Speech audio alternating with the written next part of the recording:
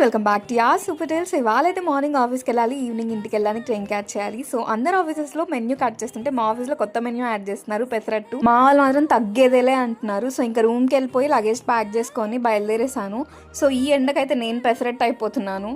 ఇంకా రైల్వే స్టేషన్కి వచ్చేసాక ప్లాట్ఫామ్ నెంబర్ ఇంకా వేయలేదని చెప్పి అక్కడే కూర్చున్నాను. ఏదో ఒక ట్రైన్ వచ్చి ఆగింది, ఫుల్ వచ్చేసరి చాలా భయం అయింది అంతమందిని ఒకేసారి చూసి. ఇంకా నాకు ట్రైన్ రావడానికి ఒక 10 minutes ఉందన్నప్పుడు ప్లాట్ఫామ్ నెంబర్ వేసాడనమాట. సో ఇంకా భయం వేసి కూలీని మాట్లాడేసుకొని వెళ్ళిపోయాను. గుర్రాలు క్యూట్గా ఉన్నాయి కదా.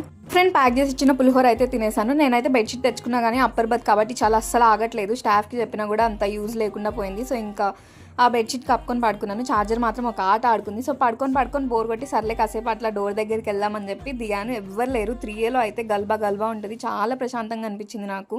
వీడియో తీసుకుందామంటే ట్రైన్ మాత్రం ఫుల్గా అయిపోతుంది. సో మీకు కూడా మా ట్రైన్ టూర్ చూపించేస్తాను, రండి. అందరూ హోమ్ టూర్ చేస్తే నేను ట్రైన్ టూర్ చేస్తున్నాను. ప్రశాంతంగా ఉంటుంది ట్రైన్ టూర్.